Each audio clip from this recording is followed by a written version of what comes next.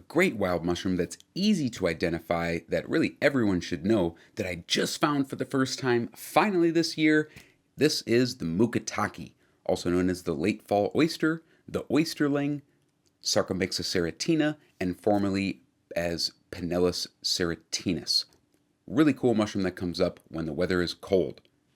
We'll cover a little background, a little cleaning, cooking, and a taste test comparing them with the other wild oyster mushrooms.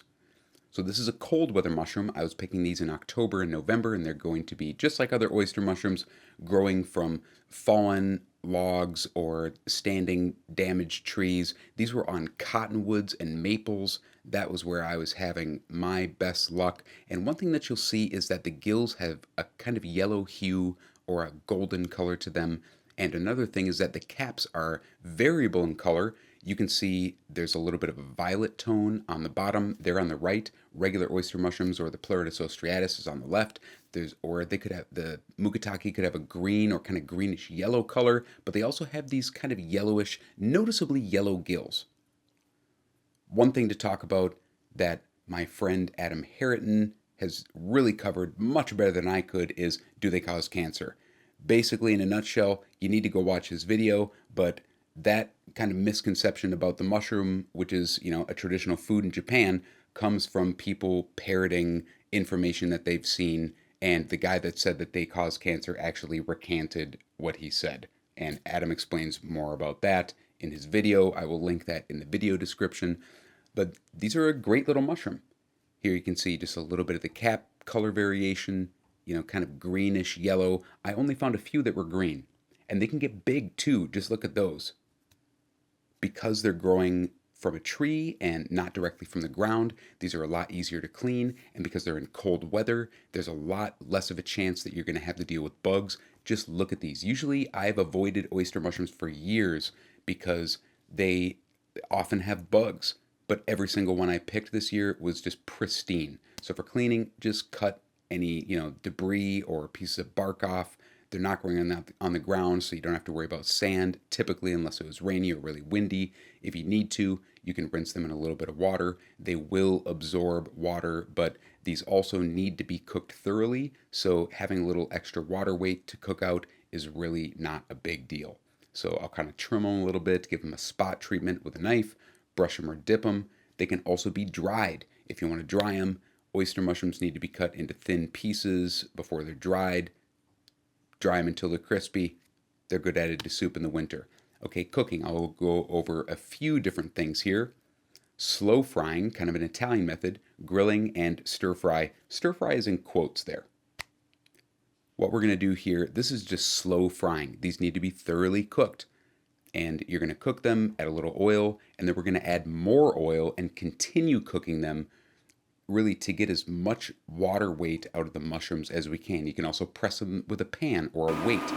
So that's what we're trying to get rid of. You see that water that's coming out? We want all of that to be evaporated. The water evaporation is going to concentrate the natural solutes and the flavor. It's going to make them taste better, richer, and more of what they are supposed to taste like. Stir fry in quotes. Okay, we don't want to just put the mushrooms in a pan. First of all, because they need to be thoroughly cooked, so we need to cook them extra long, but also these are kind of lackluster if they're just thrown in a pan and sauteed. So I'm going to cook them here until they're nice and golden brown. I'll add a little bit of extra oil if I need to, and then I'm going to actually drain them and put them on a towel and press the oil out, because for stir fry, these are not going to taste that great or interesting if we just throw them in a pan and quickly cook them. So then I'll put them back into the pan here after they're cooked once. We're getting more water out this time. We're concentrating more flavor. And then for a really simple mushroom stir fry, we're just going to add a little green onion, a little bit of minced garlic and ginger. You could add a pinch of sugar or a drizzle of maple syrup or some hot chili or some oyster sauce or whatever you like. I like to add some herbs at the end. That was culantro, a splash of soy sauce. And that is the best way to stir fry these, is to not stir fry them, essentially. Grilling though, grilling is even better. This is the best way I had them, hands down. I was doing a little bit of a mixed grill here, so I had some king oysters and regular oysters and the Mukitake together. I wanted to try them all side by side. I put some herbs, oil, and salt on them, just a little fresh thyme, put them on the grill, and this is misleading because the mushrooms aren't cooking over a flame, they're cooking over coals because the oil will come off and ignite over a flame.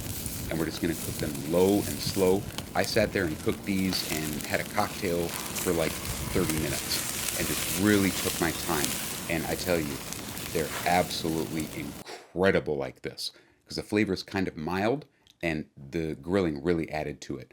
After that, I just kind of marinated some of them a little bit. This is a really fun thing you can do with a lot of mushrooms. A little bit of oil, a little grated garlic, a little lemon zest, a little bit of lemon juice.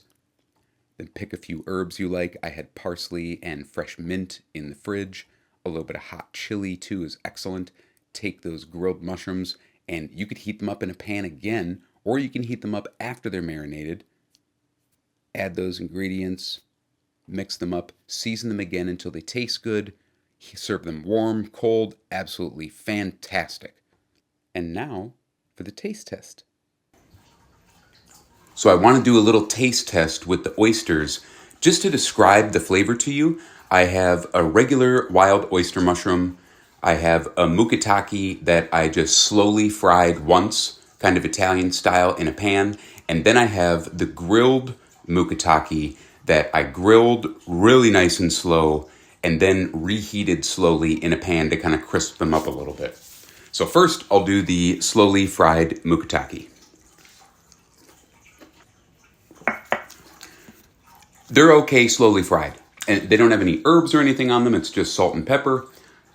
They're a little bit chewy. I can tell there's still a little bit of moisture in them, even though I fried them slowly in a pan for like 20 minutes. They're fine. They could use a little bit of soy sauce or adding to something like a stir fry. They're okay. They lack some of the nutty flavor that I associate with true oyster mushrooms. Now I'll try the regular wild oyster mushroom. Okay, yeah. The regular oyster mushroom has a much more pronounced toasty, nutty flavor compared to the Mukitake. And those were just cooked the exact same way. So definitely just cook side by side in a pan. The regular oyster mushrooms are going to win in a taste test, but both of these mushrooms are good, and the Mukitake are so cool. Now the grilled ones. I saved these for last because I know I've been eating these and I know how special they are.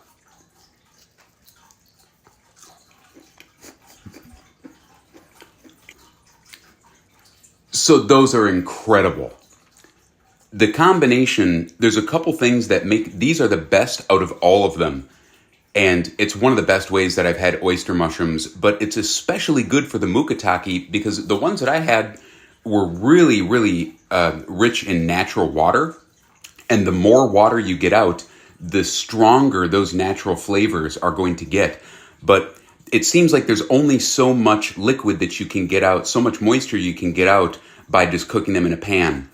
Baking them is really good too. I actually have some in the oven right now. But the grill also, that flavor of the wood smoke and the slow cooking, that adds another layer that really complements them and makes them taste so interesting.